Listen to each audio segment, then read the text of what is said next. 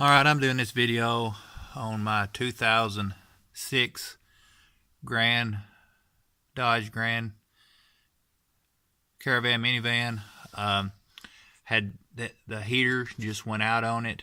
Looked at a bunch of reviews on YouTube and narrowed it down that it was the motor or the resistor.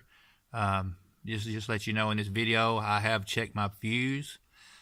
Do have power to my resistors, and I just wanted to clarify on some things that I figured out by me fooling around with this job is looking at different videos is if you let me get in here. There's a lot of resistors out there that one way to diagnose a resistor is if it work on one speed but not the others. It means that one resistor is bad. In this case, that wasn't true. This side right here, which is your hot side, the left side of the resistor, which brings the power into the resistor, and then this side right here, which I've got unhooked, is the motor resistor, which, as you can tell, the wire goes to the motor. That is your motor side of your resistor, which takes power from here to your motor. And a lot of people said to the top side right here is of this where this goes in is the positive side. So if you were to check, a lot of people recommended you to check to see if you had power from here to your chassis, which I did. So I was leaning toward that the motor was bad, but I started realizing that the motor was not connected to chassis. It had two wires going to it. It has a positive and a negative going to this bottom side. Here will be your negative. So rather than to check from top side to your chassis, which is metal, you need to check on your resistor. If you're diagnosing your resistor, you need to check from the top to the bottom, which would be positive and negative. In my case, I checked from positive to the chassis, and I had 12 volts. I checked from positive to the negative side on my resistor. I had 0 volts. So I was losing. I had no channels or no settings on my selector that would work, and in this case, my negative side must be broken in the resistor, which was not allowing any of the settings on my fan to work. So I verified this by running 12 volts straight to my motor from the battery through this connector here. Got 12 volts inside the connector here, and I ran it straight to the battery, and my motor worked.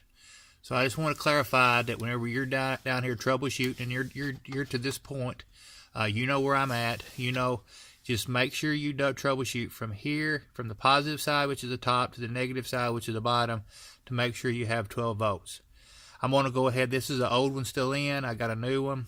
I'm going to pause right here for a second. I'm going to change it, and I'll get back with you to verify and show you that it did work. All right, I'm back. I have changed out the resistor. As you can tell, I got a 8mm socket here. Has two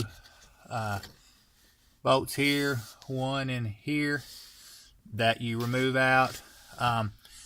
When I went away and come back, it took me probably less than 3 or 4 minutes to take these two bolts out, put back in, and I plug the wires back in. All they do is have quick disconnects. You pull out. Once you saw out that I had my motor already undone, but the one that went to the motor, got them plugged back in, and it is installed properly. So I'm gonna show you here that I'm gonna turn my key on.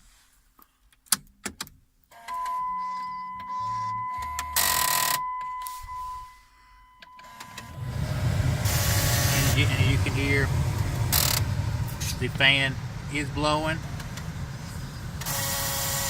That's my CD back in the background making some funky noises, so don't worry about that. That's a different issue.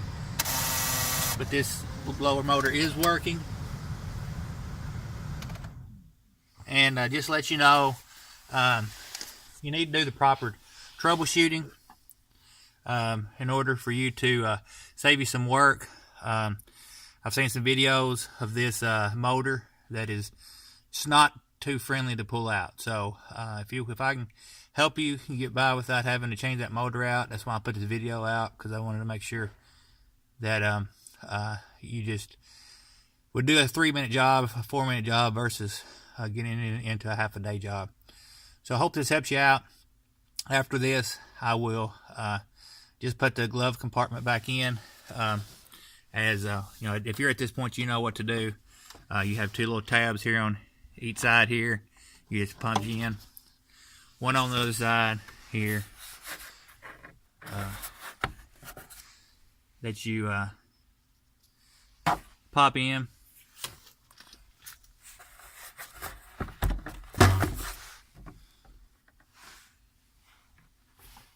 And then you're done. Okay. So hope this helps you out. Keeps you from having to take your fan out. The misconception of if they all selectors don't work, that it is your fan. Take the time and troubleshoot it properly.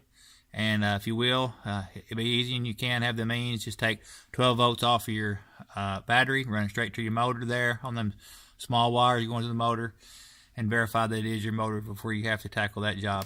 All right, thank you. 2006 Grand Caravan. Thank you.